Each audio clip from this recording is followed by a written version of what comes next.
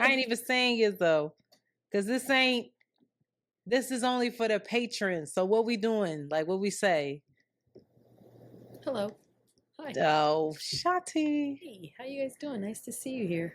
Fancy seeing you here on the tube. Hated it. Here we are, taking our break. It's July 1st. How was the summer pace for you, Queen? Does it feel like summer is happening, or does it feel like it's yet to happen? It feels like it's being taken away from me. Every weekend is like some commitment. I find myself being like, I looked at Bay today and was like, do we have something to do on the 4th? Tell me. Like, what y'all doing for the 4th? Nothing.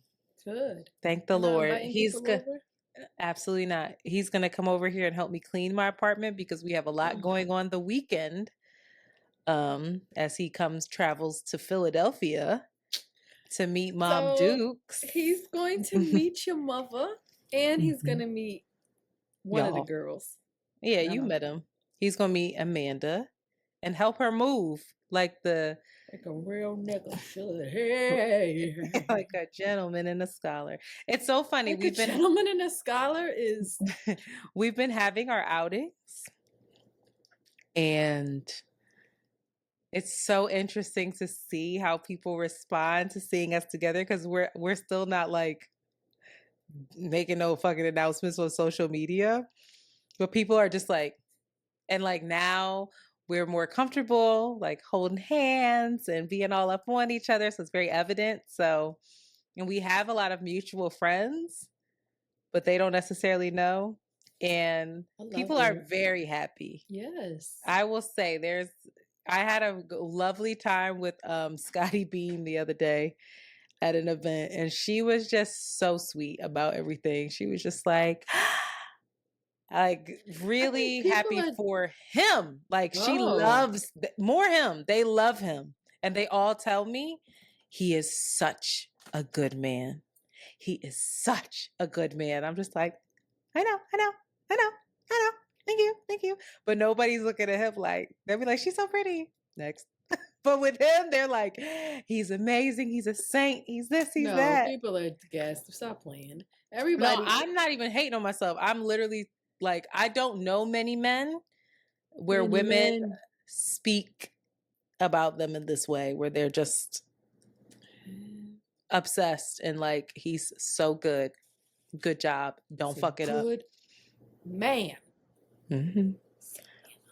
Good for y'all. I love that. The community is excited for you. Collective excitement is a good blessing to have. Amen. A good man. Yeah. What he do? Wait, there was something else I had to say. I forgot. He did something that was cute, but was kind of ridiculous. He was helping me out with something. I can't remember. He's gonna help your friend. He's gonna take care of your friend dog. That's crazy. That's it. Kind of like a yellow flag. I don't know how I actually feel about this. Well, okay, so tell people what he's doing. He loves dogs. Jasmine is going on tour, and Jasmine has an untrained, kinky dog that is slightly out of control. The dog licks your feet. She won't leave you alone. She jumps up on you. She's not the best with kids. She won't bite, but she's a puppy. And she's wildin'. And she's not small. She texted me and she said... Antoinette and her boo are going to take this animal on in it's not small, but Jasmine's house is big. She got land going from that spacious area to a confined house. To be very clear, he has a beautiful home that he owns in Brooklyn with a lovely backyard that she will be able to play in and have a grand old time. Listen, Jasmine sent the text and she said, because I texted her, I said, does she have a doggy bed? Because he wants to get her a doggy bed. And she said, no, she can't have no doggy bed. And I said, well, why? She said, because she gonna chew it up. She just gonna chew it up.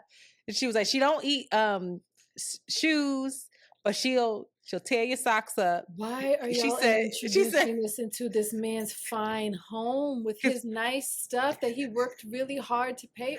Blue can't stay there. I'd be pissed if I was you. No, Blue can't stay there, actually. And he reiterated that to me because I said to him, excuse me, you more hype about this dog than my child. I don't like that either, Antoinette. Because where's she come from? Well, I'm not watching, to be very clear, I'm not watching this dog. That's why I'm like, dog. He is watching this dog, and she's acting like she don't want to take the dog back for a while. So I don't know what's going to happen with that dog, but he is very excited. And yeah, she said she has a bad habit of jumping up on the counters to try to get at food. And if you put your plate on the table, she'll eat it. So you gotta hold your plate in your hand. I said, what? But he's convinced. Cover your feet. She eat everything except for food.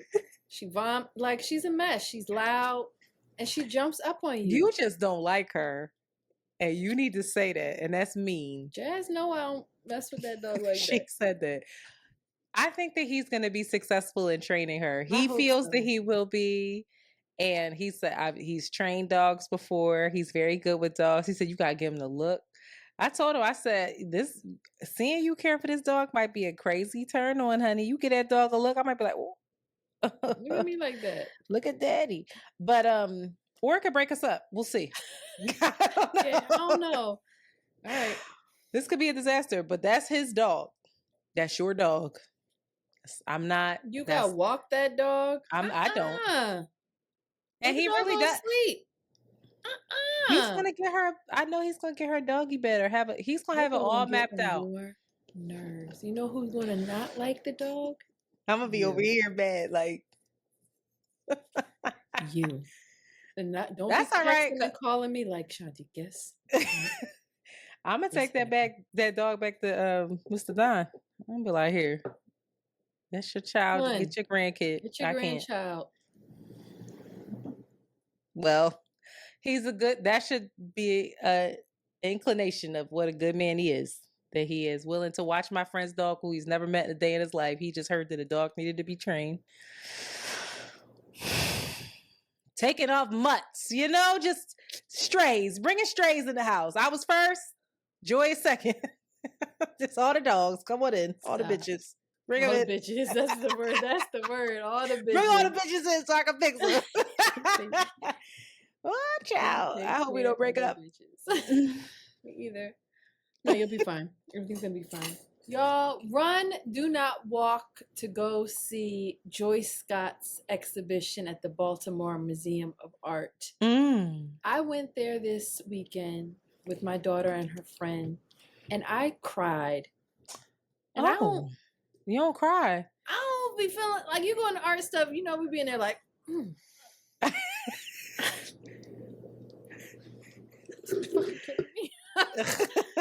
But not this woman, and she's not in any way her it's abstract, but her mediums are weaving and beading. And when I talk about the amount of artwork that it was a retrospective, so it was her entire life's work.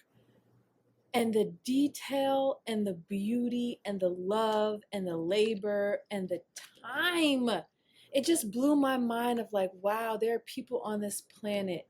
That's how they spend their time. It's dedicated to creativity. It's dedicated to these, like, the challenge of getting this thing that's in your head from your hands made manifest. And it must take her it's beading, Antoinette. Beading and weaving. These are ancient practices. I wept. She's still alive.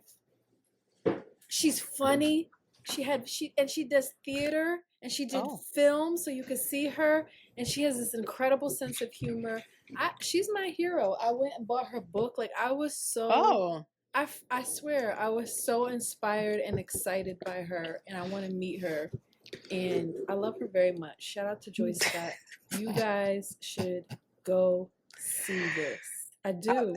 I'm laughing only because by next week you won't give a shit about none of this. And No, I I love you for will. that. No, I Really? Because you be she on your really Shanti touched shit where me. you're like, I'm into this. And then you be like, I'm No, not into Joyce this. did Joyce She did something? Joyce is my girl. Okay. I That's love my it. girl. Shout out to, what's her last name? Scott. Scott. She's from Baltimore. Be More. Shout out to Be More. And I think it's up till July 15th, so y'all don't have a lot of time. So hurry, make haste. Don't dilly-dally or delay. But that's what's going on over here. This is obviously an abbreviated episode. Just like this off the cuff, you know? I'm excited about my summer. I'm about to drive down to Atlanta. Are you gonna tell people why? First of all, wait. It's not our business to share that, I don't think. What you mean? That's not a secret, crazy. It's been all over social. What are you talking about?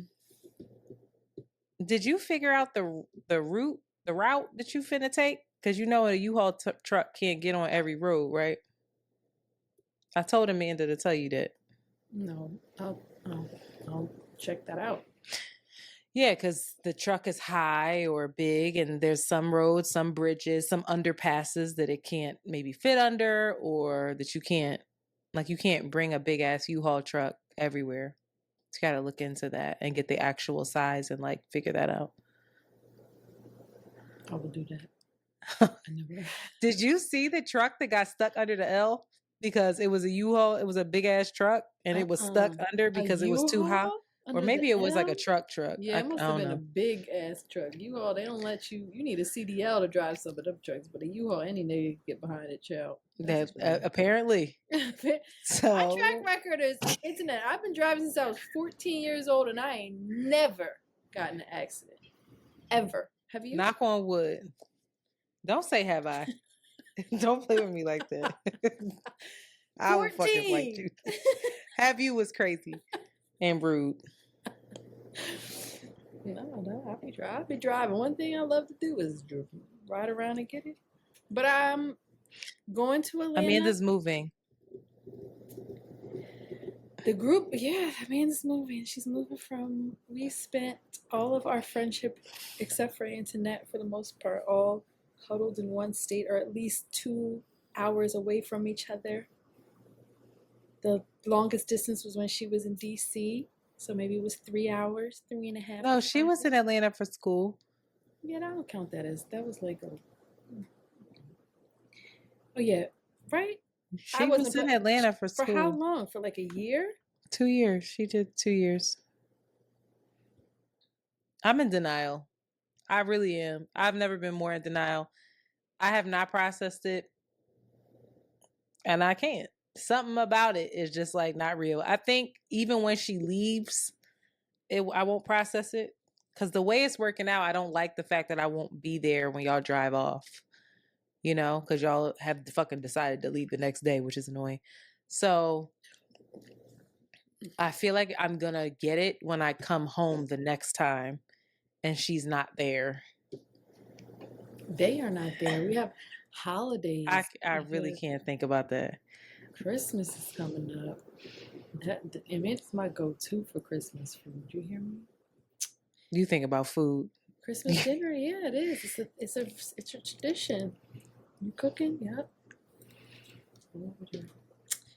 It's the end of an era. It really is. If it's not clear, I'm gonna drive with Amanda down to Atlanta and stay with her a couple of days, help her settle in, and then fly back with Joe. Yeah, big things go on. But we will be. What are we gonna do? But accept and endure and wish her the best. This is gonna be good. She's going through it too, child. She's going. I'm sure. I think her send off has been so loving, and the reminder that wherever she goes, she's gonna be loved. So just her way of being feels at least comforting for me. I've been like, wow, the relationships you've created. Good work by you. Yeah. Sorry, internet. Snap out of it. She's. I'm reading text because I text her today. Anyway. Well, end of the episode. No, okay. Um, that makes me feel bad because I want to be excited for her, but I am just, and it's like a haze. It's like, what you mean? Anyway, I'll process it. I'll get it together, and then I just got to go down and visit, I guess. Whatever. It's gonna take a while. It's gonna take a while. Yeah. It's gonna take a while for everybody. That's gonna be nuts. I think the only person who's just immediately hype and happy is Jasmine. Cause she just like, I could get there. Y'all broke asses. Y'all might have to FaceTime, but I could go whatever I want.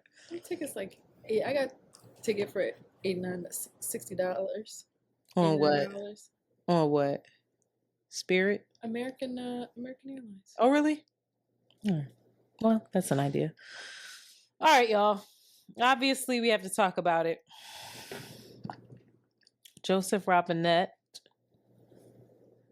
or his body double. I don't know what the fuck. What is that? Like, what his face changing everything. Like, they didn't even try to like sew the face up properly. Joseph Robinette Joe asked for, that's what makes it worse. He asked for the debate with Trump as though he was going to slam dunk it. And he had a terrible debate. It started off terrible. I was live tweeting during the entire thing. I actually cried at one point because I was like imagining Project 2025, imagining another Trump presidency, and just I kept visualizing civil war and like a real uprising and bodies in the street, dead. Wow.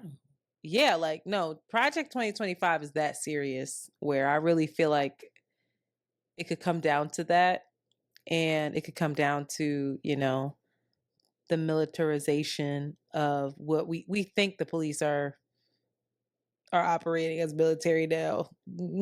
Wait till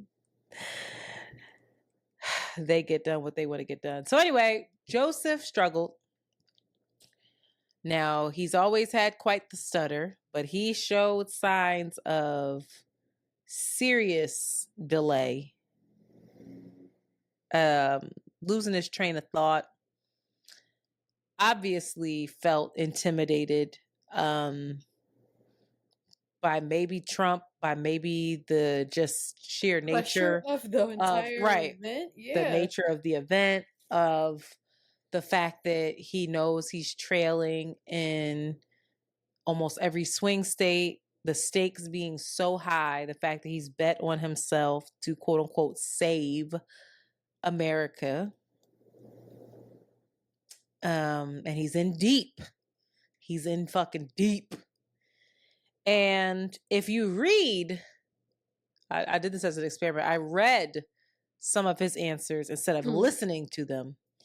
And that was far better than hearing him deliver them.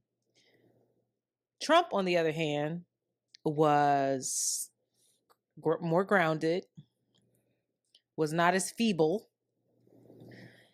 but was a liar. Like he appeared to be strong.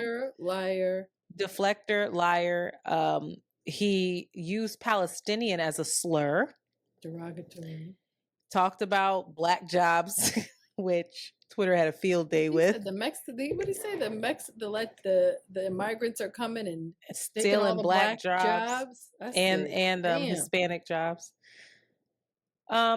He lied over 30 sometimes, and Dana Bash, CNN, and Jake Tapper sat there and allowed the lies to happen because that was what the Democrats agreed to, that there would be no fact checking in real time, there would be no audience, and that Trump's and Joe Biden's mics will be turned off at the end of their time. Why? Why would they agree to no fact checking? That's just. I think that was part of Trump's, to get Trump to do it. I think that was part of it.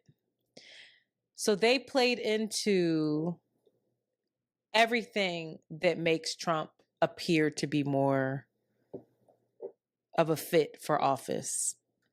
We needed to see Trump unravel. He showed restraint. He showed restraint. Mm-hmm. And part of that restraint is, one, he didn't have an audience egging him on, right? Part of it was that his mic is turned off.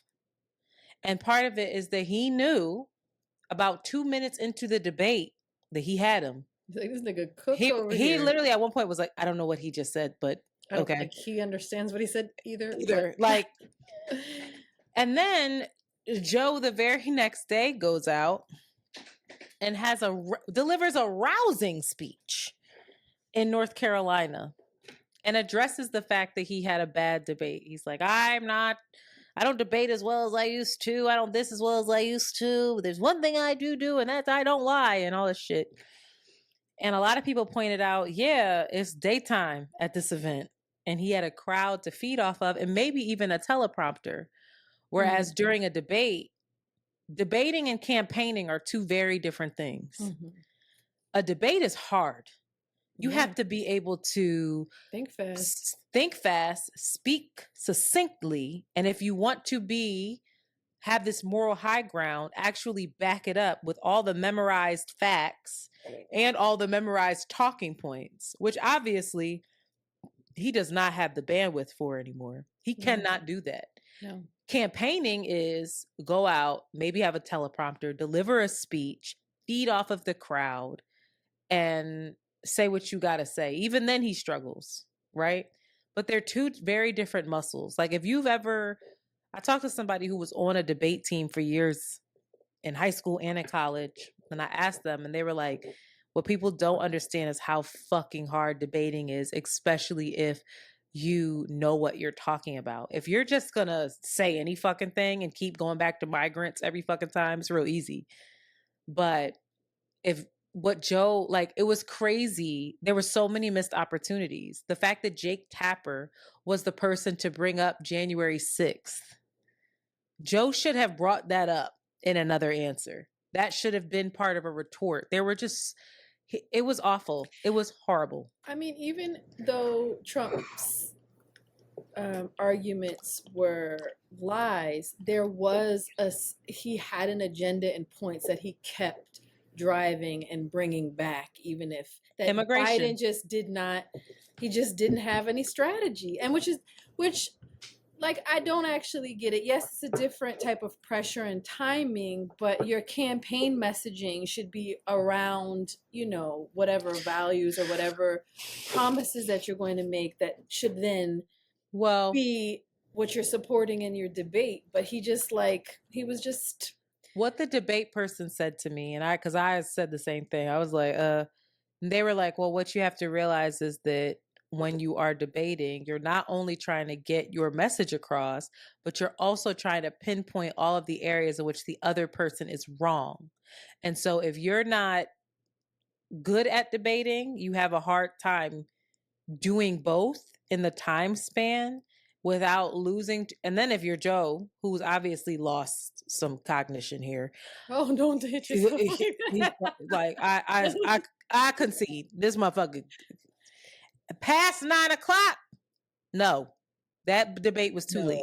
In the daylight, he'd be falling. And he was already in Georgia doing stuff that day. Like, it was too much. You flying all around. You too old for this. He needed a fucking nap. But, anyway, they said, like, it's really, like, no, we don't get it, but it's just so hard, especially when someone lies as much as Trump does, and the lies don't actually make a lot of sense, to try to then fact check those lies and deliver your response is hard, because you're just saying stuff. Like, you're literally saying that you passed legislation that Obama passed. How do I even, and then relating it back to the border that the two don't have anything to do with. if you read what Trump was saying, he wasn't making a whole lot of sense. No, but either. He had some virility to him. He was just he delivered it stronger. That was it. And Joe just looked so feeble that, and his eyes, I know. It was not just when he spoke. What fucked me up was when he was standing there when Trump was talking. I was like, they said that was because he was trying to show that he was shocked and annoyed, like this guy, but he just got stuck in the. No, I'm serious. Shocked and annoyed. He was in a stupor. He was stupefied. All right, so we know that Joe was terrible, and he still wants to debate in September. And I'm like, here's the thing: a couple things here, a couple things I noticed that we don't have to get into, but I noticed them. Hillary Clinton won every single debate. She still lost. So the question is, how much do debates matter? They said that Barack lost. Barack got his ass kicked the first debate. He came back, but the first debate, if you watch it, Mitt Romney got him the fuck out of here. It was tricky. So with all that said, boom, there you go. Okay. Then you think about the Democratic Party. Something that I noticed, and I had to check myself because I was like, oh, chess not checkers, bitch. And this is part of the problem, is that Democrats want to be all, they want to be all righteous and honest. If Trump would have went out there and fumbled about the way Joe did, Fox News would have said he won the debate. That was the greatest debate ever. He is the best candidate ever, and backed him 100%. And so would his supporters, many of them. They just fall in line. Whereas the first thing that happened afterwards was Democrats coming out and being and casting doubt on someone who you wonder. And people don't understand. And that's part of the beauty of the Democratic Party, even though it's fucked up, is that you have these far left folks, you have these more moderate folks, and it's supposed to show more of a democracy, right? In theory, I'm not saying that this is for real, but in theory, you have more people that cover more of the spectrum, right? And that they're really trying to be honest, according to them, and speak their mind. All right. At this point, if you want to win the election in November and it's fucking July and your man's is fucking up, shut the fuck up and fall in line. Like, you casting doubt on someone who you know is not going to get out of the race, he is the nominee. At this point, he would have to drop out. He has said, I'm not dropping out. Why? Which is my second point. Joe Biden's ego might solely be the thing that brings this shit down. Trump mixed with his ego, it's like, oh, okay, here we are. That's crazy. The other thing that's interesting is that I was listening to the man, he got the 9 out of the 10 last presidential elections correct. Watch it, but yeah. And he was like, y'all are tripping. Joe Biden is actually the only person that could beat Trump. And who the fuck else are you going to put up? Because you haven't put Gavin Newsom up in any kind of real way to get people ready to vote for him. And he would have to hop, skip, and jump over Kamala. Kamala is next in line. She is the vice president of the United States, which was another thing that I saw. So many commentators were hop, skipping, and jumping over her.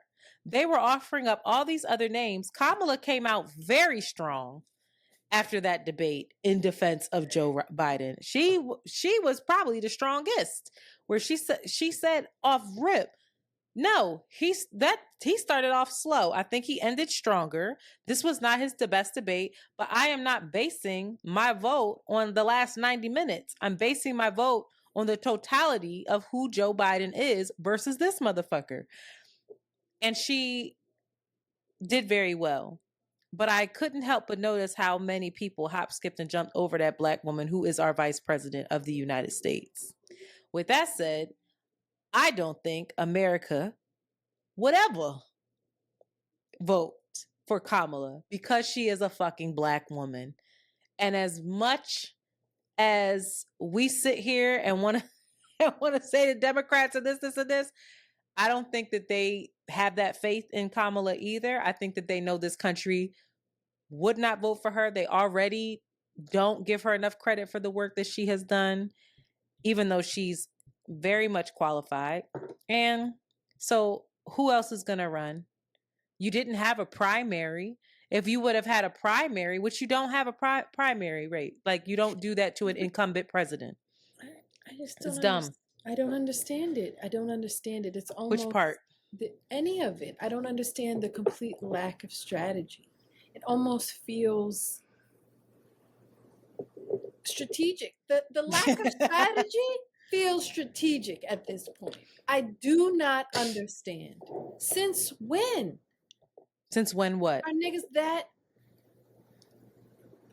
like have no, what is it, nearsighted, have no strategy, have no sense of PR, have no sense of like, we can't go up there and completely stab, just to your point, like, oh, I see. I don't get it. I don't understand. A lot of people came out and they didn't. So the people in the White House didn't. Everybody, the commentators were reporting on, they didn't say any names, but they were saying that people within the Democratic Party, because obviously people were hitting them up off the record. But even that, and then for CNN, who we want to say that our news is supposed to be, will not be political, to not take a side, but is very clear of which broadcasts sway which way. I mean, you're literally putting a target on their back, but at the same time doing honest journalism. So are we at the point now where it's too much of a risk to really say Joe Biden does not really seem cognitively fit for unreal. Office. This is unreal. But do you hear what I'm saying? Kind of, but that's crazy because he's not fit for office, bro. But strategically, should they not say that? Because then you got Trump. And strategically, he's not fit. I know. It doesn't. But again, it's not just the president, right? What people are thinking is, fuck it. If Joe can win the presidency, then that means he has his administration. That means there's people around him, his chief of staff, that we can keep this train running. I mean, when you look at George W. Bush, he wasn't the president. Dick Cheney was. There's ways to keep this moving. Can you help me understand the strategy in terms of, probably not changing or making some, because during Biden's administration now, terrible things have happened under his administration now, not because of his administration, because the way that Congress is set up, right? Because of past voting decisions, because of past presidents, Congress and the Supreme Court mostly, who they have appointed, right? So, okay, 2025 may not happen, right? But if you have a group of politicians that hold power, that want to see that happen, maybe the president isn't there, giving the free reign and pathway to it. But shit, all of the pieces are still being placed. Shit is still happening. Mm-hmm. Shit is still eroding. Mm-hmm. There is an imbalance in the Supreme Court that, what the fuck are we going to do? What is going to... So... How is it all of a sudden a Band-Aid, or what is the plan? And that's the part that the Democrats are fucking up on, because what is the plan when you're in there to stop this Mack truck from coming at us? We've talked about it, right? We've talked about how Trump has promised that when he gets into office, he is going to go after his adversaries, right? Trump has promised when he gets into office that he is going to make government smaller, get rid of a whole bunch of government officials, government agencies that actually check and balance him and put and replace them with the people that he wants replaced. Presidents still come in with their administration where it would, okay, if Trump goes into office, he brings in an administration, right? And the administration, let's say the Secretary of Education, is saying, let's do away with public education. I mean, Betsy DeVos was close to that. Let's do away with public education. Fuck it.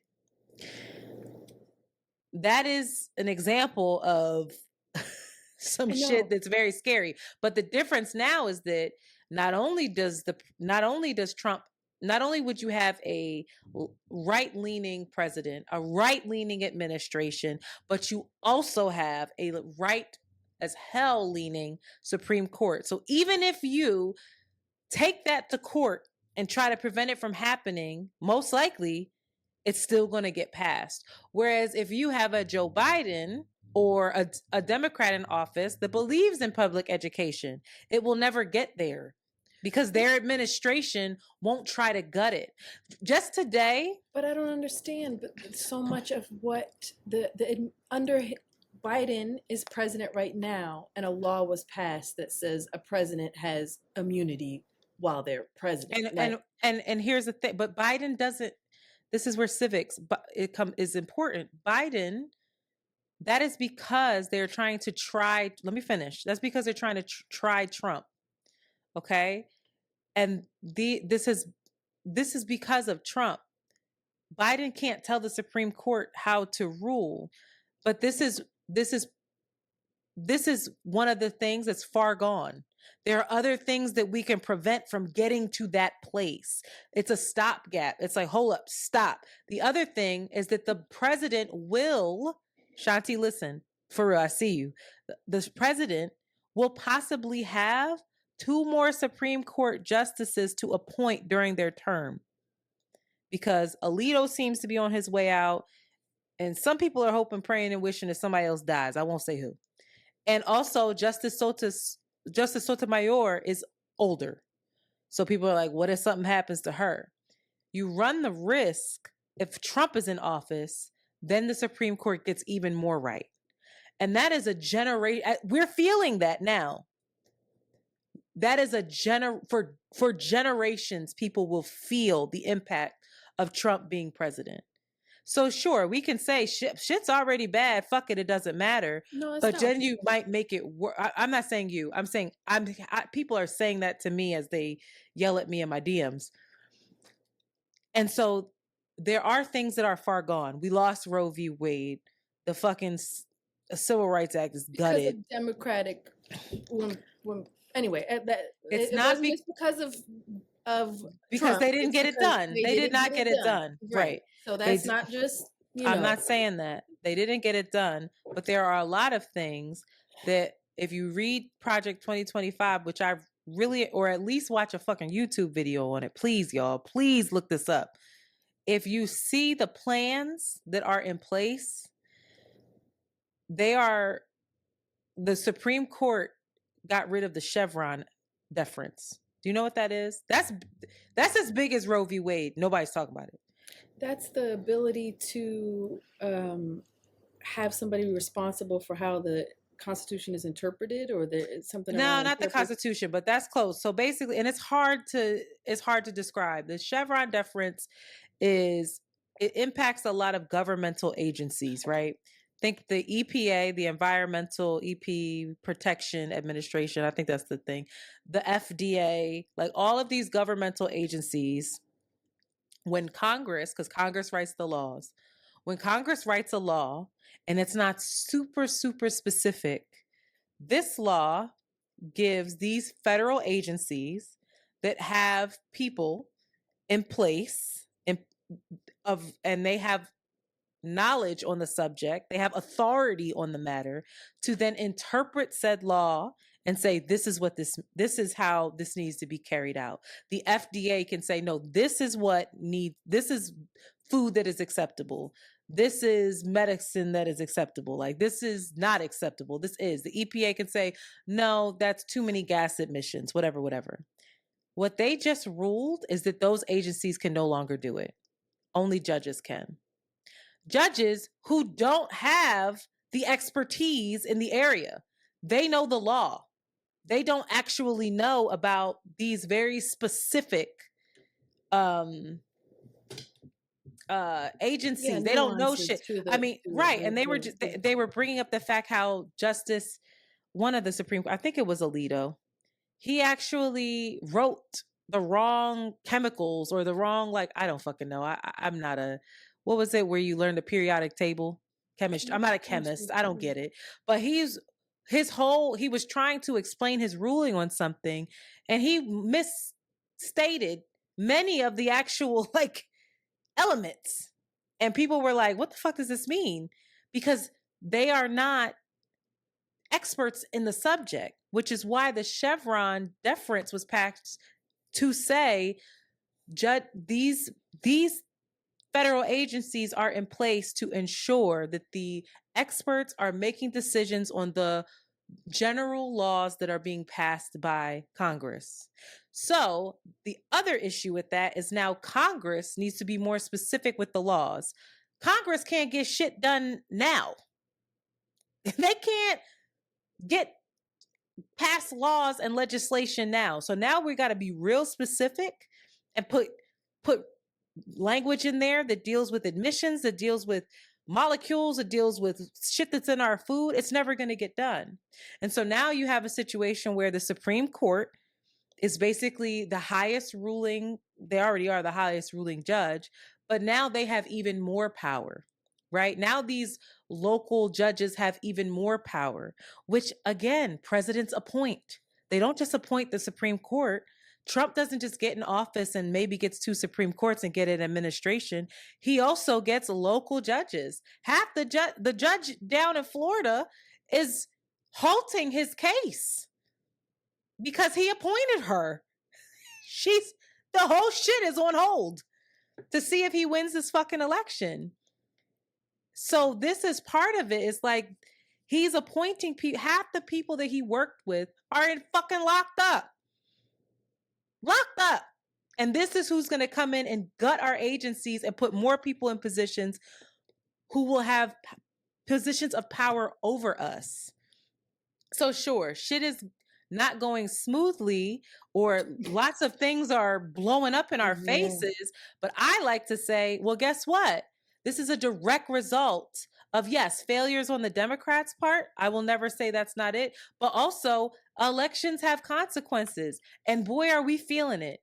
How many years has it been since Hillary Clinton lost that election? Not that she's my favorite, but we're feeling the repercussions of that.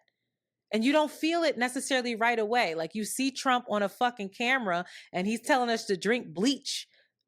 Like, and we think, oh, he's crazy, but now he's gone and everything's okay. No, the damage that he has done is done. It's done. And it's here to stay. It's here to stay until we can until these motherfuckers die out or we can try to get them out of here. But we, it's not good. Like this shit, you think I'm lying when I say that this shit made me cry and kept me up at night? And I was talking to my therapist about it because I don't think that people really understand, and I'm not trying to fearmonger, but the seriousness in which this really is. The fact that Jamal Bowman is no longer a House representative because AIPAC, which is funded, which is basically a big lobbying. We've talked about AIPAC before. Pro-Israel lobby put millions of dollars into a campaign against him because he said there needed to be a ceasefire. And he wasn't the perfect candidate. He's a member of the squad. He's far left, but he's fucking gone. You gotta go. And they are pouring money into both Democrat and Republican elections to prop up the people that they want. This shit is shifting. The fact that the Chevron Act or the Chevron deference is gone is crazy. The fact that homelessness is now criminalized, they upheld that ruling in Portland that we talked about.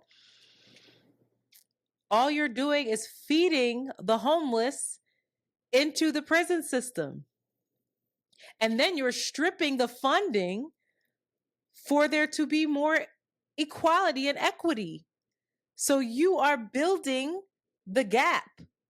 It's like you're making this gap of rich, poor, the poor are slaves, they're in prison, and this cycle continues, and the gap widens and widens and widens, and they want it to. The fact that Oklahoma is now being, the teachers there are being told that they have to teach the 10 Commandments in school is fucking crazy.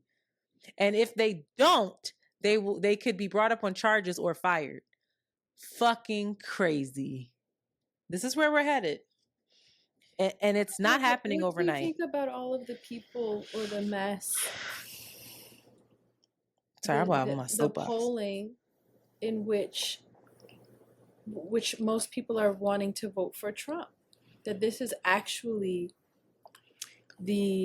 reflects the sentiments and the desires of the American population. I think a couple things.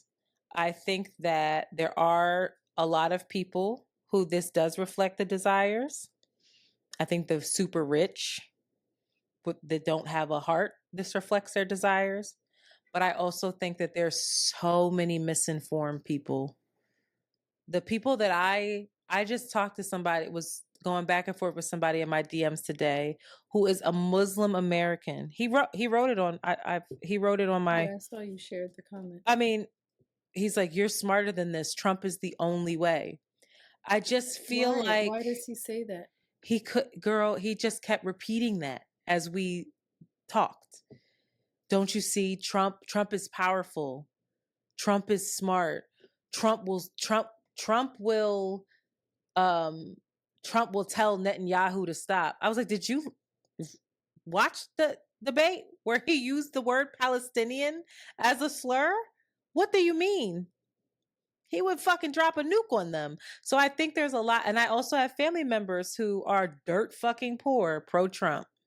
Because why? What is he saying to them that is activating them? All that they talk about is activating something. All that they have talked about is that the shit that the Democrats tell them has not come true. They've sold them, and the Democrats' messaging is terrible, and the Democrats has failed them. So where else are they going to go? They've also, a lot of white male shit where Trump is a beacon of hope for them. He is the American dream to them. He's rich. He's larger than life. That's who I aspire to be. I think he also activates this growing, I know there's a lot of conspiracy theories, but this growing idea that things aren't what they seem to be, and that there is, there is an elite power, and that there are dubious intentions that the elite are trying to, make happen, and doing it in dark ways that a lot of the across racial segments folks believe. But he's one of them. That's the thing. I'm like, there's this distrust and this of government too, of government and establishment, an establishment that ignites, activates them. That the Democrats, to me, it just feels insane that they're with everything that you're saying, that there's all of these points of concern, and they can't. They're impotent. There is no clarity. There's no sword of truth. There's no real anger. I don't know. There's no it just feels. Well, we'll see. I mean, the Supreme Court fucking ruled today that basically presidents have immunity. I mean, they didn't give him full immunity, but they gave him a whole lot of rope. And Trump is basically not going to face the same kind of charges he would for January 6th. And so I mean, you got 6 months, Joe, and you got full immunity. Do something. Get dirty. Go low. What's he gonna do? But like, I pray. I don't know, but they'll probably want to fucking go high and maintain this moral high ground. I think the other thing too is that I hate to say this, but I'm gonna say it. Democrats tend to be more educated than the average Trump voter. With that said, you have the Democrats who are the ones like, this binary bullshit is not serving me, and so I'm voting third party. This, like, there's something else that we need to imagine here. Jill Stein is real. Dr. Cornel West is real. I'm not going to give my vote to Joe Biden. And while I think that is checkers and not chess, I do get it, because what you're saying is not necessarily false. There are people who are hella fucking smart and know better and know that this is just a stopgap, that there's so much other work. At the same time, that's going to get you a certain result. I mean, Mark Lamont Hill has been one of them people that was like, I regret voting for Jill Stein. And encouraging people to do that. I don't know what he's not said who he's going to vote for. I wouldn't be surprised if he voted for third party again. But when you're hella fucking smart and you know that this shit is not what it is, I get it. And I think also people are super disappointed, yes, and angry and grieving, and some people are also not thinking about this long game, especially when you're talking about genocide. It's like, this is not a long game. This is happening right now. These people don't care. They're not, neither Joe Biden nor Trump spoke about Israel or Gaza or what's happening there with any type of, energy that I was like, oh yeah, that makes sense, or oh, I feel like they understand, or that they care, or that there's any hope of change. It felt like the same old, and people are really like being radicalized in a way as well, where it's like, no, I'm not doing that. It's not happening. I'm not doing the same thing. This is not leading anywhere, but this is a death cult. Mm-hmm. The government, this voting shit, this, rhetoric, this story, this narrative, these promises, this forcing of disassociation and like cognitive disassociation, where we're like, oh, we know this one thing and we see it's obvious, but we're hoping for this other thing. Like, people are like, fuck that. This is weird and I cannot do it and I will not do it. Their candidates have zero chance of winning. And that's where I'm like, but I think at the same point that, yes, they don't have zero chance of winning, but this myth and this long game, and we have to, this also thing doesn't offer much chance of winning either, whatever the fuck that means, of like getting things balanced, of making things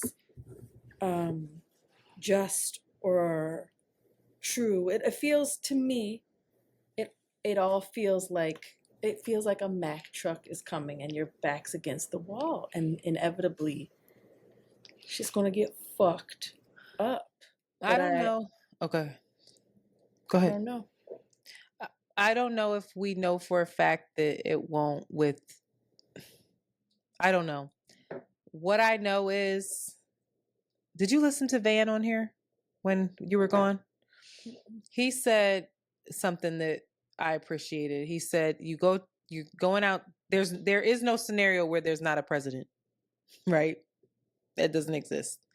But you should listen to that episode. That was a good episode. But you go to a restaurant and one person is going to serve you wanted a steak, and one person going to give you fucking chicken. The other person is going to fucking poison you. One person got your fucking order wrong. Food all right, but it's not what you wanted. And the other person is literally going to kill you. That's the choice. And it's so fucking frustrating. And that's how I look at it. And I'm not saying that is going to solve anything. But in this moment, while we have no solution, I'm not going to take the poisonous meal that I know is going to fucking kill me. I'm just not. I'm not. But here we always land back here. Let's see what the fuck happens. Let's see if I land up in an insane asylum. I might lose my shit because I think we all are. I think this is not. I don't know how you don't. This is not. It doesn't make sense. I'm gonna, for the patrons, find a YouTube video or something on Project 2025 so that folks can really see it and see what's all in there, because it's again almost 1,000-page document. It's too much, but there are people that have read it. Legal eagles. But the other thing that I'm going to say real fast, I lost it. Damn. Oh, I had it, Shanti. It was right there. It was so good too. Where did it go? I'd be stressed I out. looked up and it was gone. I had it. Project 2025. It's gone. It might come back. Another video? Video. Nope, it's gone. All right. Well, these were important things to talk about. And we're gonna die. We did. We did die? Are we done? I ain't watched these. I see you got it on there. You watched that? What? The BET Awards? I saw the clips. I saw the Victoria Monet, and I saw she killed the tributes to Usher. I did not see that, but I heard that. I heard it was. I saw Donald Glover, and I was like, "What are we talking about?" Huh? Did Donald Glover do a Usher tribute? No, it was all women. It was Tiana Taylor. It was Coco. What's her name? Jones. Coco Jones. It was. Oh, really? Why did I think? It was Keke Palmer. Interesting. After her mama called him gay. It was Lotto. What you mean? Mm-hmm. You gotta watch it. But I didn't see all of them. I just saw the segment with Victoria Monet and Tiana Taylor scissoring. They're basically scissoring. I saw Victoria's show. No, Childish Gambino absolutely performed for Usher. You just be saying stuff. I didn't know that. I didn't see it. I didn't watch it. Oh. I just saw it. He did You Don't Have to Call. Childish Gambino? That's what I'm saying. Where's Lucky Day? What's the other one that sings a lot? Avery Wilson. Where are these people? Where were the men at? It's Lucky Day. He don't get enough play on the mainstream. He pissed somebody off. He definitely did, because Lucky Day is really talented. I like his music a lot. You listen to his new album? No. Algorithm? It be coming up on my it's good. On my algorithm. I saw Megan a little bit. Megan and Glorilla. I am a Glorilla. I hated on Glorilla for a long time because she be rapping off the beat. But her little personality done won me over. She must be a Tweety Bird. I can see that. I like her. She's funny. She's cute. I like her. She's cute. I like her energy too. She feels so authentic and just. Did you see that Rihanna was rapping her thing? Mm-hmm. And she went on Twitter and was like, "Oh my God, it's great." And she says that Rihanna's 95 degrees. I ain't got no nigga, and a nigga ain't got me. But it didn't come. I'm like, what? I like her. You saw who else? I didn't watch those awards, but I heard Taraji pissed Keith Lee off because she mistaked him for somebody else that was flirting with him. And his wife was right there. That was a cute segment. Apparently, Taraji has everybody. She mentioned the 2025 project and had a huge spike in Google searches due to her. Really? Her saying y'all need to go research it. Taraji did. They Not Like Us. Taraji's that girl, and I love her. Taraji. Whole They Not Like Us with her spitting her own lyrics, talking about the Hollywood industry and not paying her right, and BT, they not like us. To all black people. So she apparently Taraji did her thing. The girl looks good. I heard it was a lot of people saying that the BET Awards were a mess. So I'm glad to hear nothing but positive feedback over here. I didn't see that at all. You got some haters on your timeline. I didn't see that at all. Everybody was like, it might be time to hang this up, y'all. Really? That's a shame. All that production and time. Black people get on my nerves. We didn't watch it, so I don't know what really occurred. What out there and danced their heart out and sang and paid tribute? Get out of here. No, I don't like it. I did see Victoria. Did you see that Denzel Washington? Did you see this new picture of him going around on the internet? Mm-hmm. His earring in. Yeah, but for Gladiator 2. I thought it was AI. It's really happening. He looked good with that salt and pepper. Say less. Anyway. Yeah, pop culture, I don't know shit about. I know Issa Rae pissed me the fuck off. But you can't say nothing about Issa. She ain't pissed me off. I was just shocked. I called you.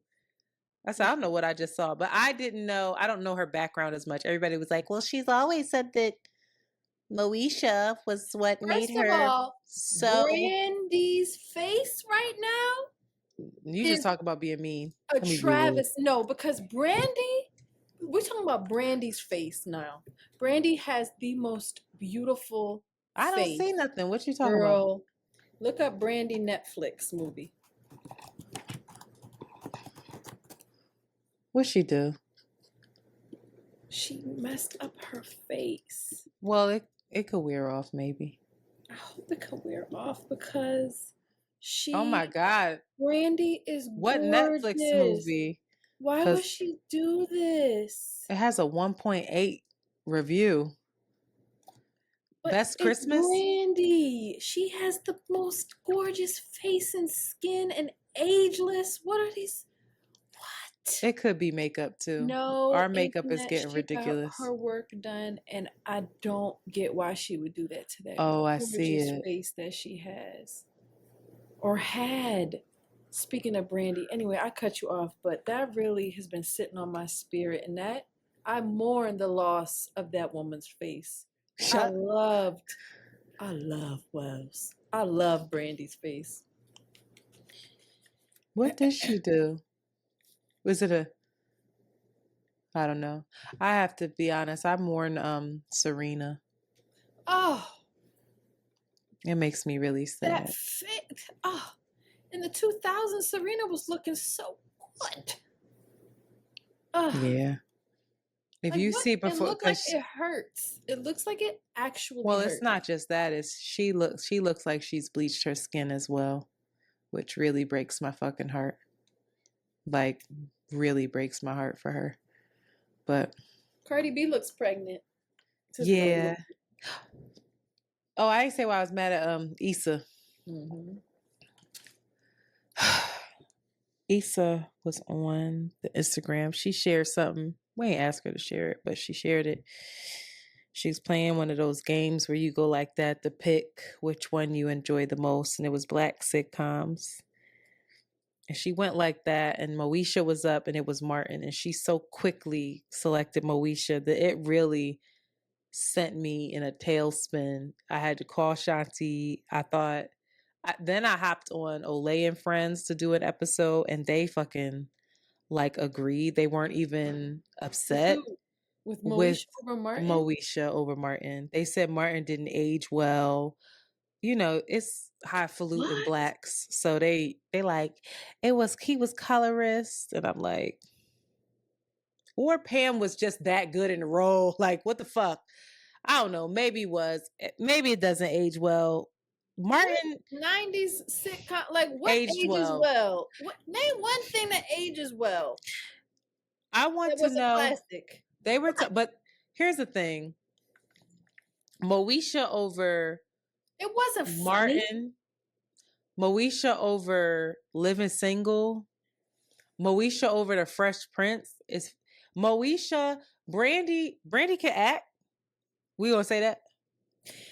Well, you know what it is, Antoinette. It's people. It's the effect and the impact that show had on people's childhoods, which you can't, it's subjective. No. The question is, what show is better? You can like a show better and know that one show is actually better. And that makes me mad. Okay? You can say, I know this show is better, but I love this show. And it means this much to me because Days of Our Lives is a fucking soap opera that my mom loved. I have many memories watching Days of Our Lives. That's not a good show. But nobody could say Moesha wasn't a good show though. I can, because it wasn't good. It wasn't. Like, I'm gonna die on this hill and catch all the slack. I don't agree with that. Miles wasn't interesting. Q was ridiculous. You know, the stereotypical got you. And she can't act. And somebody had the nerve to say, all right, maybe it wasn't a bad show, but it was not, I never was drawn to Moesha because I was like, huh? Right. Yeah. Like, they can act. Hanging with Mr. Cooper was better than Moesha to me. So I said it. Smart Guy wasn't that good. Like, I'm not watching Smart. No. It was her character. It was her soft voice that pissed me off. The style. What style? Oh, Moesha's clothes from that. I remember looking at her clothes. You talking about her clothes? She was something to aspire and admire. You would get locked in. If you loved Brandy, then there was a relationship that she had in particular with the viewers that like built a stan culture around. You were just like, this is what I aspire to. This is like, she was living her best Black girl, Southern California life. That was just like, part of it was that I sided with Monica and that whole thing. I truly believe that's part of it. I did. And The Boy Is Mine, I was Monica. I was team Monica growing up. I really was. I was not after. Wasn't that after the show was like already active? We would have to look that up. I was never I didn't like Brandy as Cinderella. Okay. I didn't. You weren't a Brandy. I didn't connect with Brandy. Okay. And the actual show. But somebody said, let me tell you, somebody said, well, maybe it's because on Moesha, it was all these musical acts and you never knew what guest was going to pop up. I said, Martin had everybody on that fucking show. Yeah, but Martin didn't have he didn't have the impact on young Black girls coming That's crazy. And like, how? And like aspiration and like admiration. He just didn't have it. He didn't have Who had that for me? Yeah, maybe I was too white then. Because Topanga had me in a chokehold. Yeah, that's who had me going. I was like, Topanga? Y'all can't tell me nothing about Boy Meets World now. This is a show. Effect that she had on a lot of Brandy in particular. Yeah, I never felt that on Sister. I never was like, they were corny to me. The one sister was cool. The one sister, but the Black one was cool. It was Sister for me. I thought they were it was their hair. I was like, their hair like that. Remember when they started wearing the clips? Wow, yeah, and they straightened it. I said, yo, they fucking it up. But the characters were more interesting to me. No, I just didn't care about Holy Grail. And I didn't like the Parkers either. I didn't like that girl. I didn't like the Parkers. I think it's my dad. My dad was like, you ain't watching them Combs. I was like, Dad. Tricky. He would get so mad. Like, they look what they doing to the Black women. I was like, the Parkers. I think he was projecting as hell. Was it? I never watched it like that. Oh my God, the Parkers is hilarious. By the time the Parkers was out, I was probably on the like ER. I was like on my drama, like life is too serious. Dawson's Creek energy. Like if I'm gonna watch something, I need to cry, and it needs to be about the heart of the matter, you know? Dang. Anyway. Martin was better, more interesting, more grown though, but it didn't I can understand why Issa picked that because that's part of Issa's coming of age child. I didn't realize that. Admires. This is like, no, she was the it girl. Are you fucking kidding me? I looked at Pam like that on Martin. Even though they made fun of her, I always knew like he's making fun of her because that's his girlfriend's They was both bad as shit. I'm rewatching it on Netflix, and I'm both like, yo, they bad as hell. And these bitches ain't got.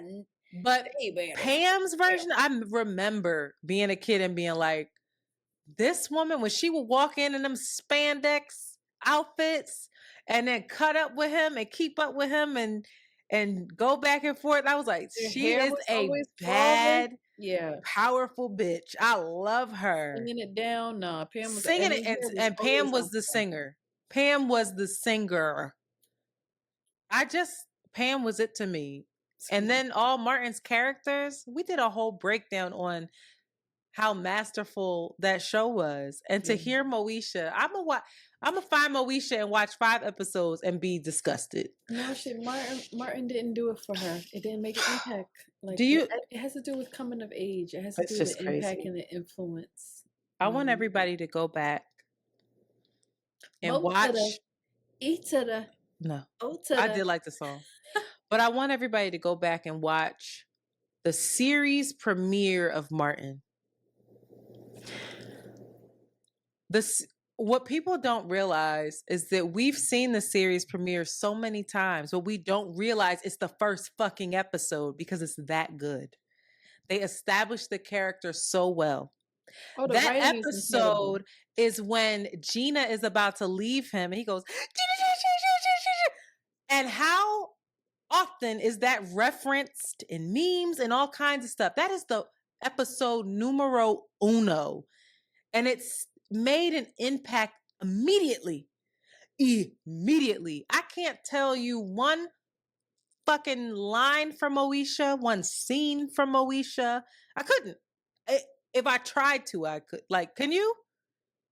Iconic episodes. I could run him off, Martin. Somebody stole his fucking Discman. When he bought the Hashitashi TV. When he went to go be a fucking monk. When the puppy was in the fucking room. When he was fighting Dragonfly Jones. Oh, God.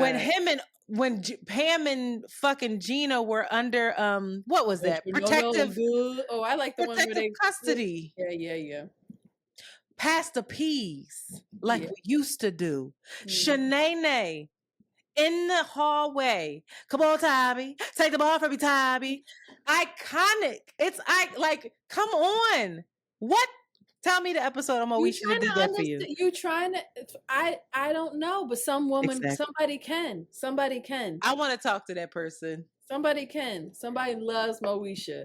Somebody's like, yo, no, that was it. That changed my perception of myself, and I saw myself for her. That was for young Black girls. All right.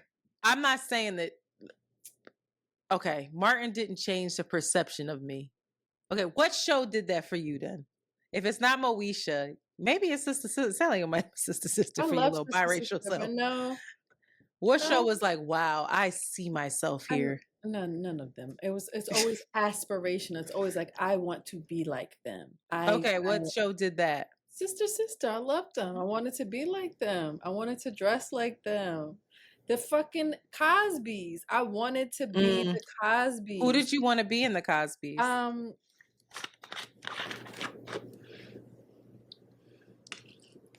The mom. I would lay in bed at night and I would put myself to sleep. And how I would put myself to sleep was I was fantasize about my future. Mm-hmm. And so I would think about how I love the Cosby's house. I have to talk about this in therapy, but there was something about homes and like a family home when I was like 9, 10, 11 that I just was like, wow, I aspire. I don't know if you've ever seen it, but I used to draw a family of mice, and I would spend so much time on their house decor and like how the house felt. There was something about home and family, because mine probably was in shambles, that I was like, I loved. And so I would lay in bed and I would map out in my head how the house would look, and my house would look just like the Cosby's house. I would have 3 kids and I would get them dressed. I would never have a husband though. But I was, what's her name? Felicia Rashad, Claire Huxtable. Claire. I was Claire. You were Claire. I loved Claire. Claire was dignified. Was gorgeous. I just thought she was so gorgeous. I was just like, her hair and her feathery flip of hair. I was just like, wow, this can't be life. Like, they look at their fucking house. You see the stairs. Like, fuck it up. They can have stairs up. They can go up the stairs through the kitchen, dog. Like, I aspired. It wasn't the girls. It wasn't the kids. I was like, they kids. They children. Claire got it going on. Interesting. And I didn't care about the husband either. It was all Claire. And I would go to bed and I'd be like, I'm going to be a lawyer. I'm going to have a nice ass house. I'm going to get my kids dressed. They're going to dress nice. I'm going to dress nice. I'm going to be a single mom. Stop. I want to say that. I think for me, the couple ones, Laura Winslow had my heart for a little bit. When she cut her hair, when she cut the hair short, I was like, she cool as shit, yo. When she had that short 90s cut, I was like, wow, go Laura. Tatiana Ali, sorry. Tatiana Ali had me going in Fresh Prince. I will say a different world, but none of the characters, because I hated Jasmine Guy. She took Dwayne for granted, and I didn't like it. But I knew that was my husband. That was my. You were attracted to Dwayne. Batman, and then it was him for a long time. You hot in the pants. He had me the fuck going. Yeah. I said, "Wow, this is the type of man who I'm going to marry." Wow. Love him. And then, my wife's side peeks out, what was her name for Full House? DJ had me going. I was like, she cool as shit. But the person who I wanted to be, who I was really like, wow, I tried to do my hair like her, Topanga. Topanga was weird, but she was so dope. I don't care what anybody says. Topanga was smart. And then when she got their hair done, took them glasses off, and then Badiati came in, I said, oh, got him. And she reminded me of this ugly duckling, because I always felt like an ugly duckling as a kid. And this chunky little kind of rambunctious thing that everybody was like, I don't really know what to do with you, but all right. And then she just blossomed into this bombshell, but still I don't remember was herself. I didn't get into Do Young Topanga. I never got into that show. I would be hyped for it, but for some reason I never got into it. What? The Young Topanga, and then when she sprouted, oh, nobody. She had the best hair. Her hair was better than Jennifer Aniston for sure. By far, easily. Play if you want to. I know I'm forgetting somebody, but they were so fly to me. For real. Topanga was so fucking fly. I was like, yo, this is my wife. Look at her hair. Yeah. Oh, you know who else? She had the bayang. She had the bayang, but then when she didn't do older college Topanga when they went to college. I love Saved by the Bell too. Saved by the Bell. I was about to bring Saved by the Bell up, but this is Boy Meets World. I like the black girl Saved by the Bell as well. Lisa. I loved all of them. Topanga, remember when she lost her virginity to him? Oh my God. Crazy right here. Where she smiled. She got crazy eyes and smiles sometimes. That? You know exactly what I'm looking at? I think I do. Because I think I'm looking at it. I do not look like Topanga. Yeah, y'all. Don't gas me, girl. Y'all look alike. I love Topanga. I see you. She had that thick hair. She might have had bundles back in the day. We did not know. No, but you remind me of young Topanga. That's how I would envision you. Young Topanga was nuts. Shout out to wow. Anyway, she had the crinkle. Wasn't Moesha for me? It was something about her little voice that she spoke with that didn't really sound like her voice. No, it was her style. And I was like, damn. I give it to you. Her style was fire shit. I did used to love her. I used to want braids so bad, and I couldn't get them. Yeah, I thought she was so pretty. I was no, she was always pretty. I just hated her acting. I was so upset that I saw her face like that because I remember being like, "Damn, she's gorgeous." Yeah, like none of these people, even her little friend in what was her annoying friend? Her brother was corny. Now, her friend that moved, became the Parkers. No, the boy. He died, didn't he? Oh, R.I.P. That's terrible. He died. Lamont Bentley, he passed away. I think two people died. Hakeem. What's his name? I don't think Q is dead. I think everybody think he dead because he always be in trouble. Q looked like he was. Q looked like he was really about that fucking life, dog. He was like, what's his name? Like a bullet. Don't he look like a bullet? Fredro Starr. He alive. Oh, good for him. I hope he looked like a pit bull. He looked the same though. He didn't age. Actually, I like the way he looked. I forgot he was cute. He looked like a rough. He looked like a look at him now. Twin. First of all, Google Fredro Starr. Evil twin. Look, Google Fredro. I might be saying his name wrong. Fredro Starr Vlad TV, and just look at how goofy his ass looked with these glasses on. Matter of fact, I can share my screen. That's your man. He look like he smoke a lot of weed. He look like he could be vegan. You know what I mean? Look at him. Look at him. When people real thin and sinewy like that, they either vegan or they on drugs. You just never know. You know what I mean? It's a thin line.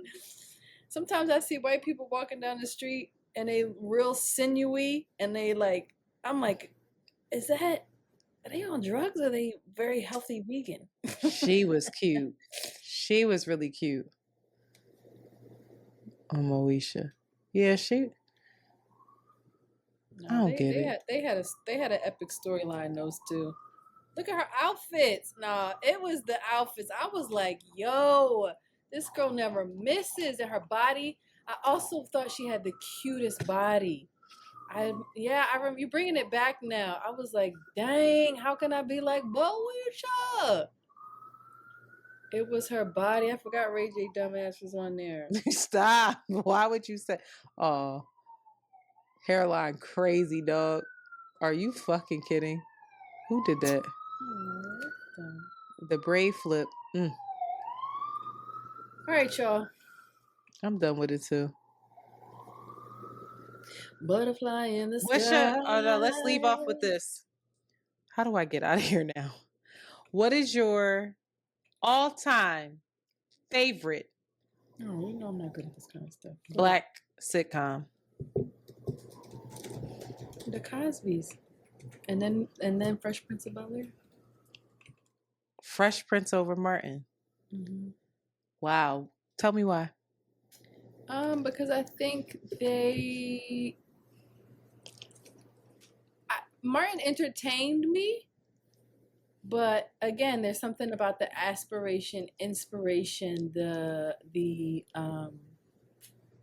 and also the storylines, the many things they touched with the Cosbys and Fresh Prince of Bel-Air. I rewatched a little bit of Fresh Prince of Bel-Air with Jolie, and I was like, yo, this is fucking fantastic. This is incredible. There was range on Fresh Prince.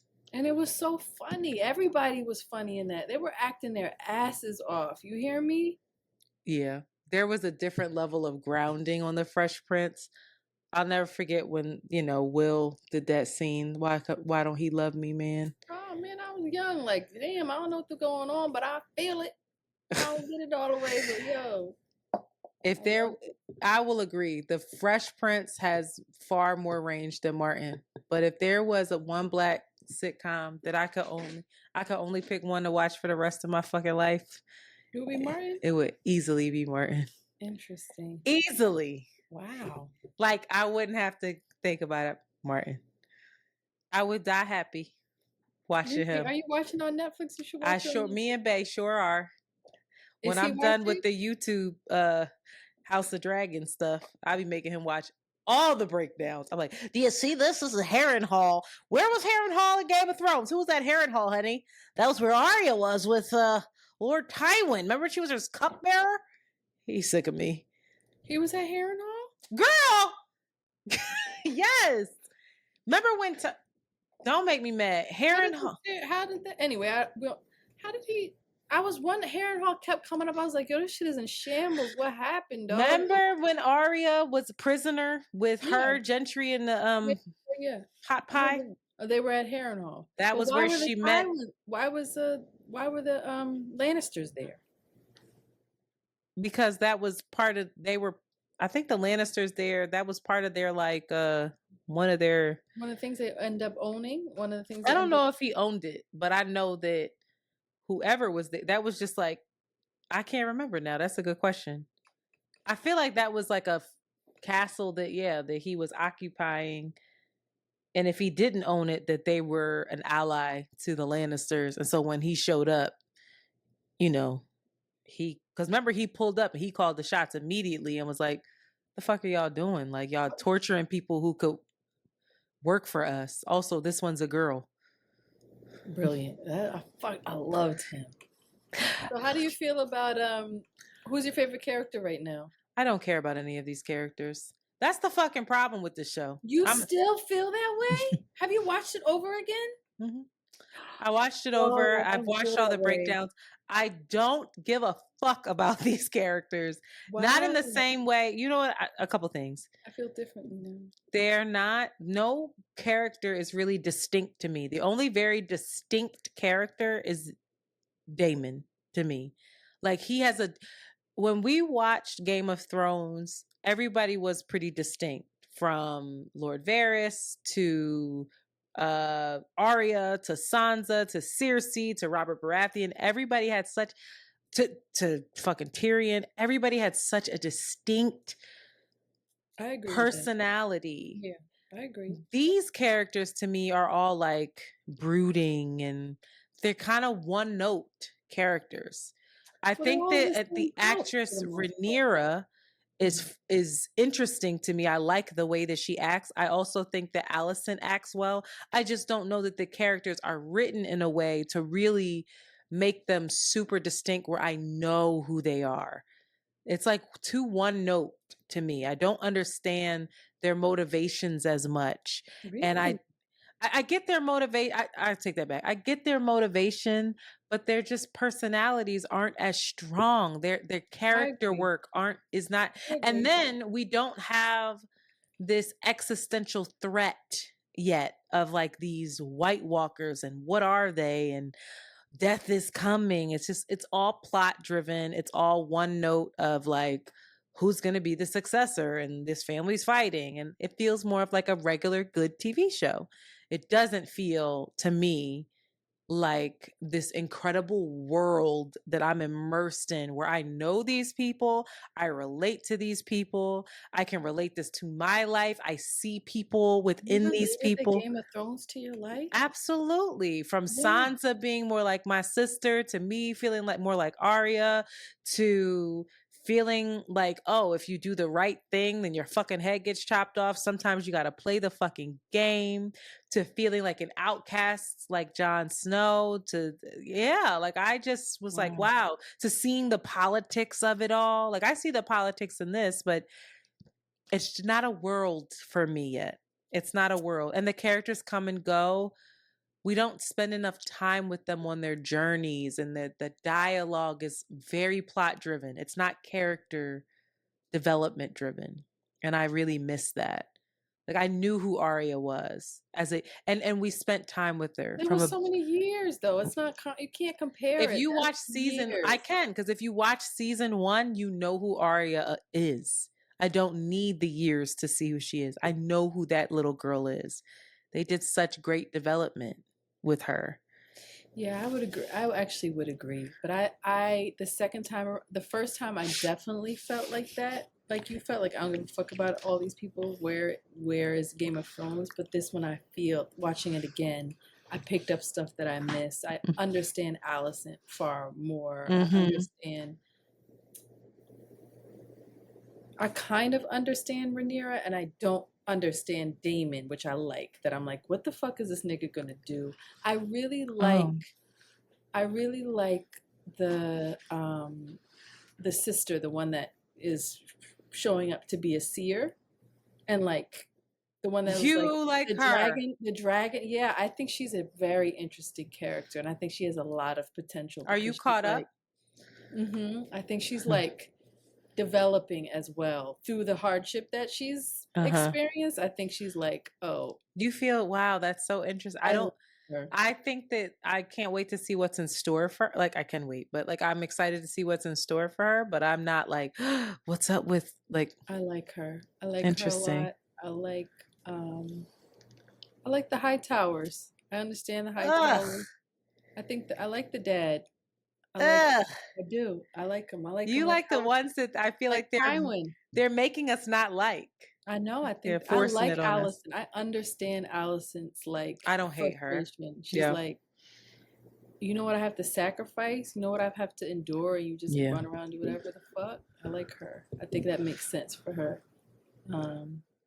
Who do you think deserves the throne? Who's rightful heir to the throne?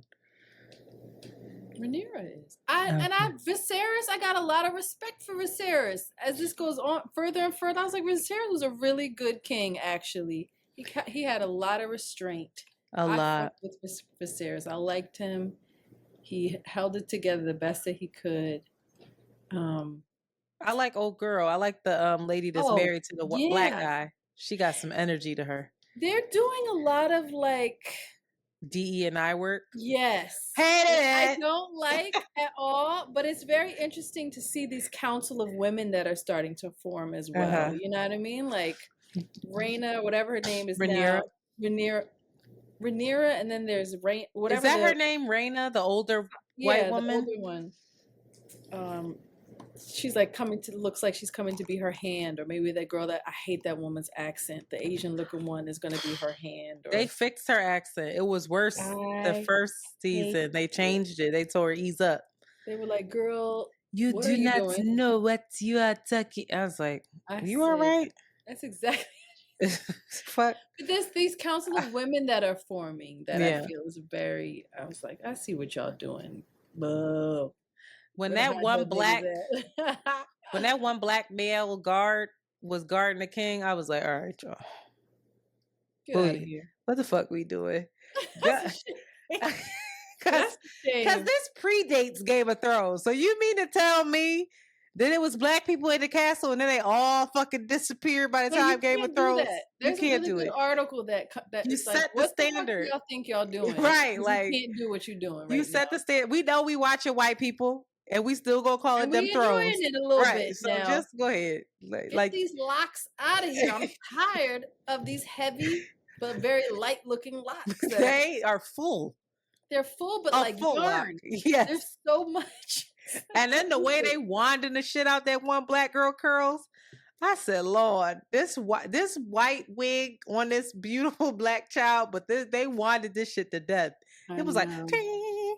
I said, hairstylist had to make sacred. Get it done. What are we doing? Hate the DE&I. Sorry. What do you think about what's gonna happen? You think war is about to happen? Well, duh, we know war is about to happen. That's the whole premise. Really? So you don't watch the YouTubes. I don't know what's going to happen, but I know that war is coming. But as soon as they start talking about the books and stuff, this is also ventured away from the books apparently quite a bit, but war is coming. Yeah, they about to go to war, shorty. Like mad people about to die. Daemon is definitely about to die. Which I'll be sad about because I like him. No, I don't think he's going to die. They wouldn't have done that. Not the woman saying you're going to die and then he died. I'd flaccid, hate it. That's what I'm saying. But this is the type of show. Allison, my predictions are Allison and her dad, they're going to turn on each other somehow. Something's going to happen with them. I think Aemon kills Daemon. Aemon, the second son with the eye. I think he kills Daemon. Because him and Daemon are similar. Like they both with the shits. Because remember when they were like arguing and Daemon like stared at him and Aemon stared back at him like, and Daemon kind of like smirked, even though he's on the opposite side, he was admiring him a little bit. Like, I see myself in you, crazy. I think Daemon gets off by him. Interesting. I don't know why. Why? Damon feels like an important fold, though. Why would they put him out that quick? I don't know if it happens quick. I hate Christopher. He fine though. I let him pop.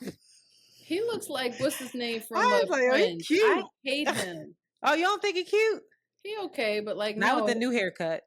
He looked like what's his name from Friends? Ross. Ross. He looked like that Ross wig was crazy. I said, bro, what the fuck?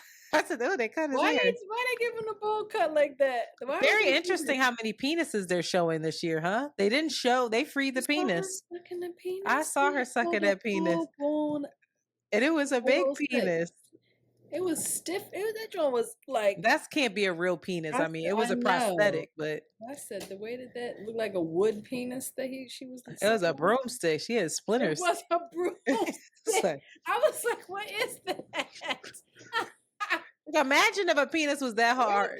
How your jaw would hurt. Yeah. Ouch. I can't imagine sucking on something that don't move a little bit. Like, ugh. Why they that hurt. The silicone joint? They ain't no a dildo. Right. First of all. Because that thing was like.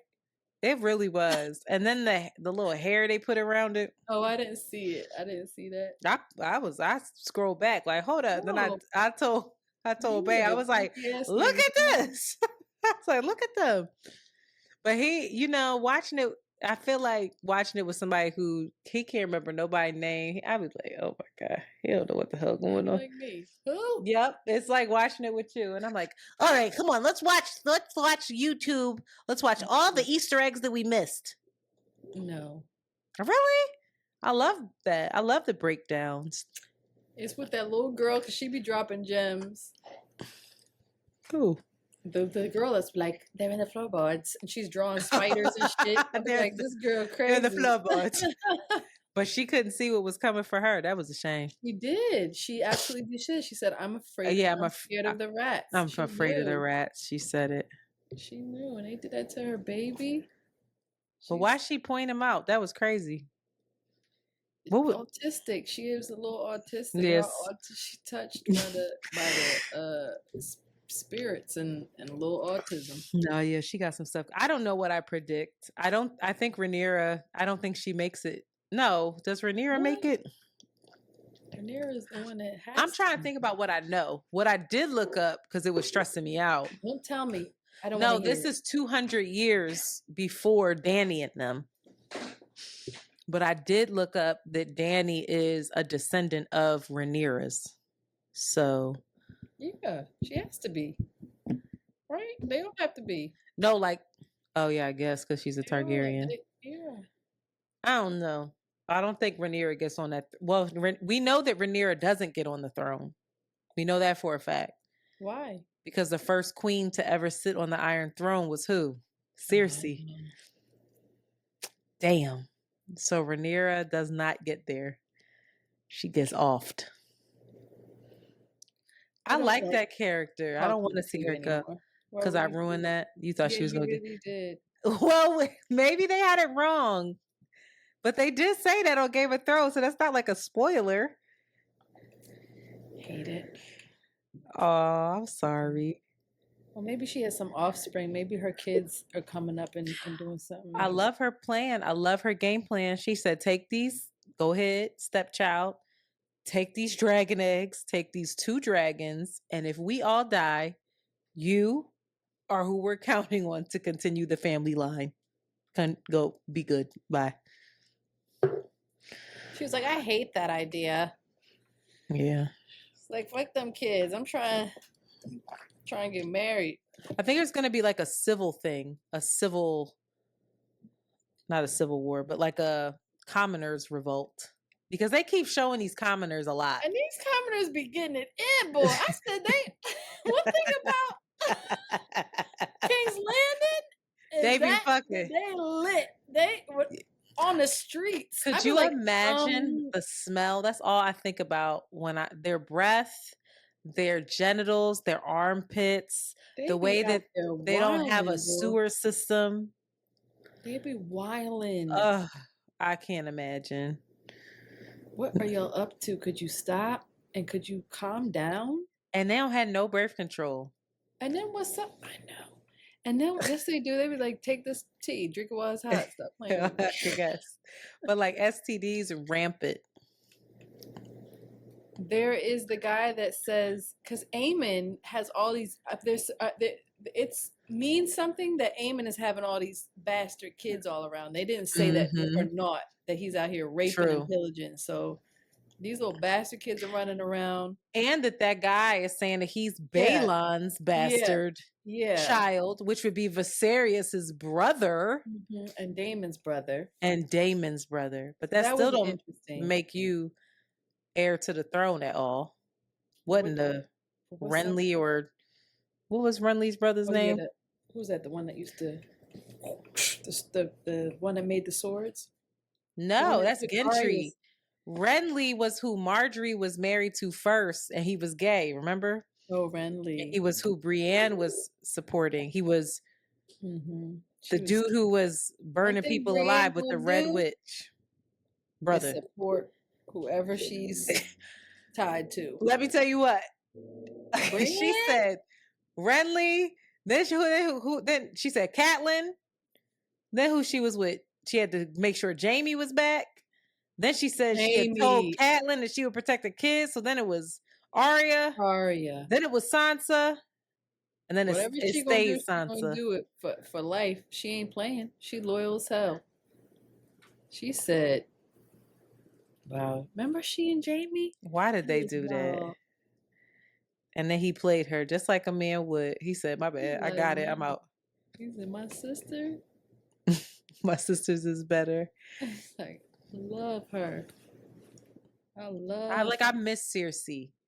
I watch this and I miss them. I really do. She was a bad bitch. I miss Bran. You know, even he was like, I miss Shay. Such great characters, though. I hate Shay. After what she did. But did you hate her right away? I never really liked Shay. I was like, oh, I like Shay. Like, calm down. My lion. I did not like her. Interesting. I never knew that about you. You hating on Shay. Why are you hating on Shay? I did. The Hound. The Hound was one of my favorites. Fuck the crown. Fuck the king. I love the Hound. Such a great. I literally watched House of Dragons and then I put Game of Thrones on. And we rewatched Game of Thrones. I keep thinking that's a cat behind you. It's driving me crazy. The whole thing. We said we was going to do a half an hour. Look at the time. I gotta go. All right. Well. But we did it. We did it. Hope y'all enjoyed it. Yeah, we did it without an outline. Look at us. Just running our fucking mouths. Very good. All right. Well. Love you. See you this weekend. See you Friday? No. Sure about that? Yeah, Friday. Is Friday the 5th? Oh, then yeah, I'll see you Friday. Friday's the 5th? Dinner, right? The fish. I can't wait. Like, oh, this is delicious. Does he like it turned up about food? Because I gotta be with somebody that's greedy. No, I'm with you, girl. He ain't all that turned up like that. No, he'll love that fish, but he don't eat pork or beef. So me and you got to get. Oh wow, it's so disappointing. I know, girl. I had some bacon right in front of his face, and I dared him to say something to me. I was like, whatever. My ex was like that. Like he wasn't turned out by food like I was. I'd be like, yo. No, he gets turned out, but it has to be like his food.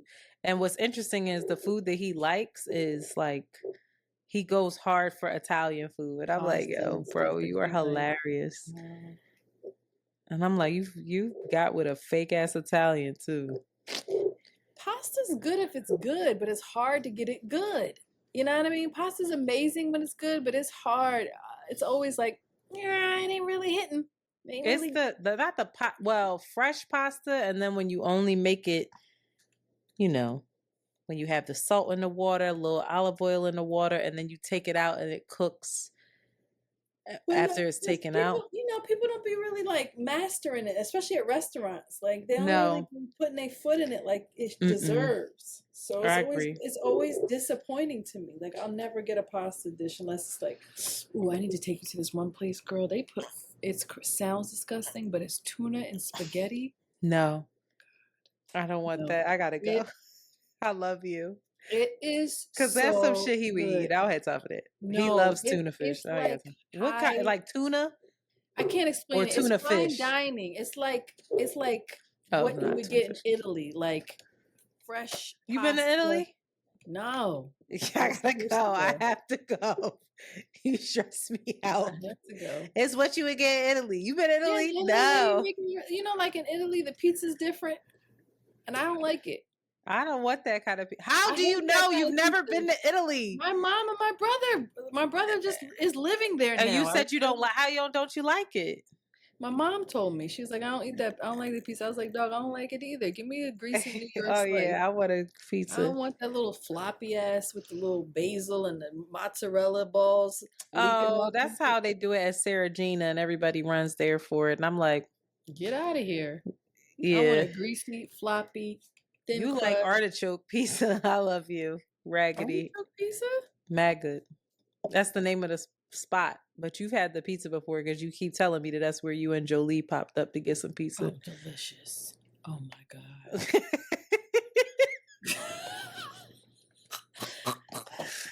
Oh my God. See, that's the type of energy that I need from this person. Like, yo, where are you about to go eat? Nah, he'll do that when he eats the fish. Or he might be like, oh, it's really good. I'm like, no, I need you to be like, I need to be disgusted by you. I need to be a little bit like you. Fucking have no. I got you, dog.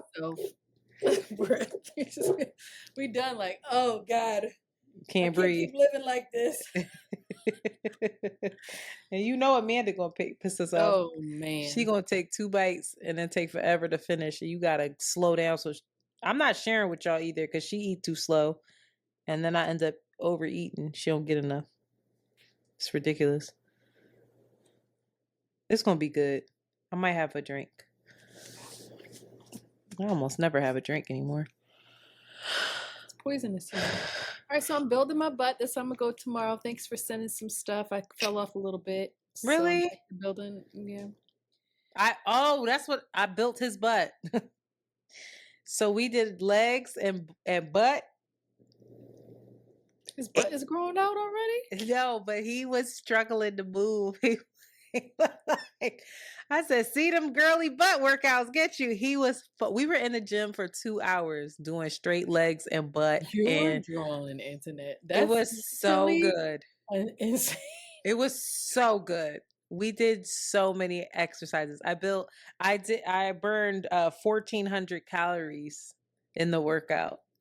My watch has said, and I was like, yo, it's only 1:00. We got the whole rest of the day. Let's go. How many calories are you supposed to build? Burn. Well, you don't need to burn calories because you're not trying to get a calorie deficit. You need to gradually lift heavier and keep building your muscle and feed it protein. You probably need to eat more food to feed your butt. I need to feed more. I gotta feed, and that's the hard part. How? Because you're greedy. Because you have to have it planned out. You can't just be like, drink a cup of coffee and go out into the day like I do. You might need a protein shake, Sheila. I make my protein. I'm good with my breakfast. It's my lunch where I'm out and about. For lunch, I've just been making like a salad, but I need to have more. I started buying almonds. You need carb. Sweet potato. Oh, really? Like a good sweet potato. Good carb, yeah. But you also would need. I would suggest you take the in a one of those mixer things. Put the powder, the protein powder in there.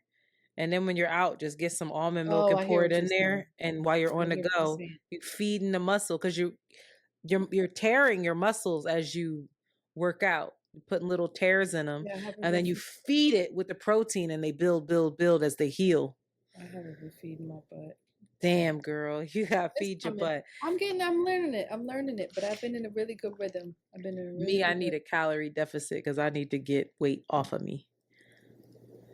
But if you if you work out, doesn't it still burn up the fat as well? Which is why no, it depends on where your heart rate is. So you can either burn, why you get mad? You can either burn fat or you could burn carbs, I think. Carbs? You don't got carbs in your body. It's fat or muscle, right? But that's not what I had read. You got carbs in your body. Fat or burn carbs. No, that's the thing. Carbohydrate. So fat burning versus carbohydrate burning. So fat burning, they're both sources of energy. You can't even see the fucking website because there's so many ads. Okay. Carbs and fat, blah, blah, blah. So a 150-pound person will burn 260 calories in 30 minutes of moderate cycling on a stationary bike, and 391 calories of 30 minutes of vigorous cycling. Oh, this is saying there's a fat burn zone myth, but a lot of people don't say that. Basically, if you keep your heart rate down and not like super high where you're just like doing like cardio exercise, a lot of people say that's more fat burning. I don't fucking know. I don't know if anybody knows. I've been taking my walks though. The walks get you going. No, the walks are good. That's fat burning according to a lot of this shit. Yeah. I'll be walking. It also completely depends on your weight. Like I'm overweight, so I'm gonna burn calories easier than you. Because everything I do is a fucking feat. We gotta one day talk about Sexy Red. Somebody, oh, she looks beautiful. We have to look at that. Somebody sent us a plan. One of our listeners, like, I heard y'all on break. I heard y'all trying to work out. I'm a fitness instructor, yeah. They fighting in the WNBA. They gotta stop. They really got to. At this point, it's a conspiracy. All right, girl, I gotta go. Me too. Myself. I really gotta go too. I love you. I love you too. See you later. So what happens to this? It's just hang up.